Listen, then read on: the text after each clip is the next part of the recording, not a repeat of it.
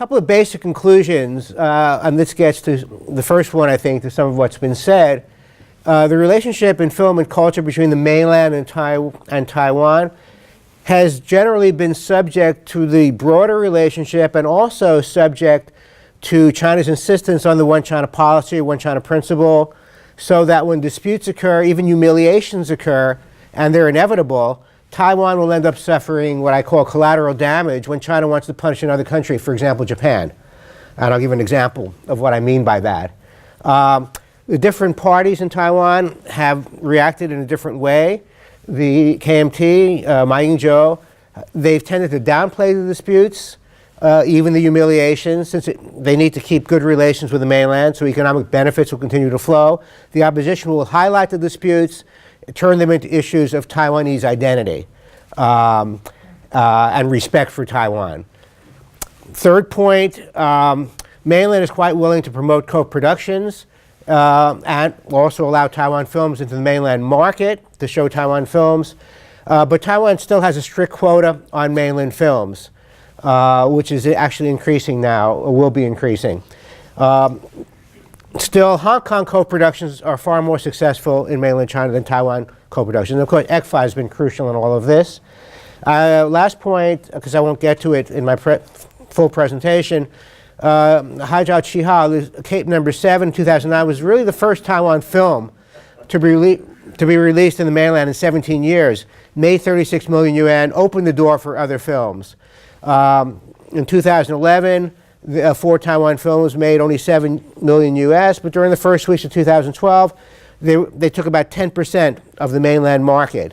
And I mentioned briefly the 2 films that did relatively well in terms of imported co-productions as I go on. And there is a market for mainland films and co-productions in mainland China, for Taiwan films in mainland China.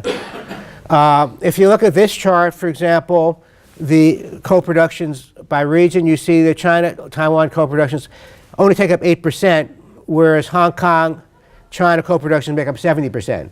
It can be confusing to even figure these things out because a film like Wang Kar-wai's The Grandmaster, Yi Dai Zong Shi, a film like that is really a China, Hong Kong, Taiwan co-production. Even though the director's from Hong Kong, main actors from Hong Kong, there is Taiwan money involved as well.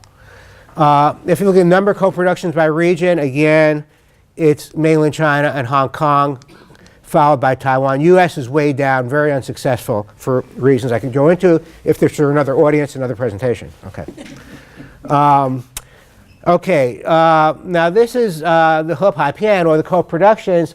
These are the Chinese films, imported Chinese films entering as co-productions. And you see this is a list in terms of Piaofang, or a box office ranking of all films, mainland films, Chinese language films.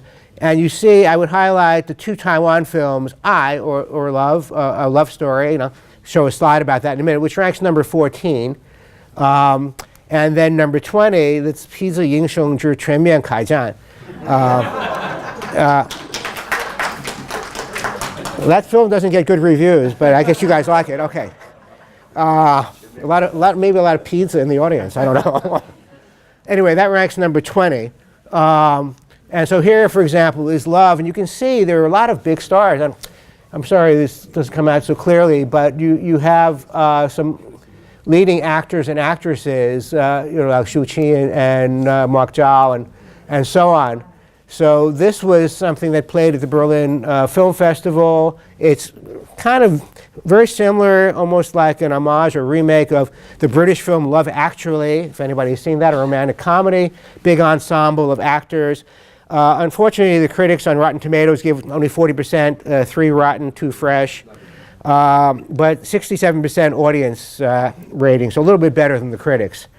But if you like to see beautiful people, then this is a film to see. Then, of course, the second one, which is translated as Black and White Episode 1, The Dawn of Assault, which is based on a TV series. Some of the critics, like Derek Ely, refer to it as an embarrassing failure. Taiwan's first action blockbuster is a fiasco. Huang Bo, who's a mainland actor, is good in that. So it has a market beyond Chinese-speaking territories, only needy Asian and genre events. Has anybody seen this film? Yes. You like it? So. Yi ban ban. Okay. Very good. Okay. So that's another example. Those are the two co-production successes. If you look at, again, if there were time, I would talk more about this, but the ECFA agreement, what it entails, it's following on the CEPA agreement with Hong Kong in 2003, but you can see some of the regulations in terms of what's required in terms of co-productions. The storylines, main characters must be related to mainland China or Taiwan. Mainland actors must not be less than a third of the total cast in co-productions. And then you have a lot of other things. But it's really been a boon because before this agreement, Taiwan films were treated as imported films with a quota system. And it used to be only 20 films allowed, and most of those were Hollywood blockbusters, so Taiwan really had no market. That's why Cape Number 7 really was a breakthrough. And from going in the other direction, Taiwan has okayed 10 Chinese movies for 2014. But it's by lottery, basically. You submit application. It used to be standing in line outside an office, and whoever got to the line first would actually have their films. But now it's been more formalized. They're selected at random with the lottery. So there are 33 applications, and it's just the luck of the draw which films are chosen. Some of them are popular films, some are not popular films. It will be going up to 15. Legislation has not yet been ratified. But there's little chance that the quota system will be abolished because there is a concern of protecting the Taiwan film industry. Now, we get to some of the real restraints. This is the most important part in many ways. What is preventing, well, why is Taiwan being marginalized? Well, many people probably know about the Vivian Hsu's, because it was played all over Taiwan television, Reduced to Tears, when there's ugly quarrel between the delegations of China and Taiwan at the 2010 Tokyo International Film Festival. As